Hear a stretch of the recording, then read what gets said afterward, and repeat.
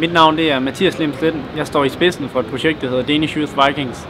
Vi går efter at kvalificere Danmark til et stævne, der hedder Youth America's Cup. Det er en ungdomsversion af America's Cup, som er en af de allermest prestigefyldte stævner i kapsejladsens verden.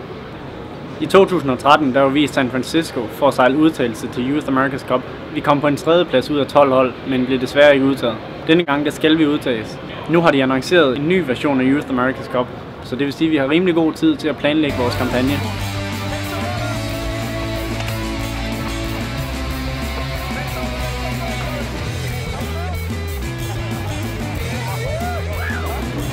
Vi står selv for alt arbejdet, så det hedder sponsorsøgning, det hedder mediehåndtering. Og det vi har fokus på lige nu, det er at forsøge at finde sponsorer til projektet, så vi kan købe 2 både, så vi kan blive gode nok til at sejle Youth America's Cup. Som sponsor, der får man det ud af det, at man får lov til at følge med på hele eventyret, fra nu af indtil 2017.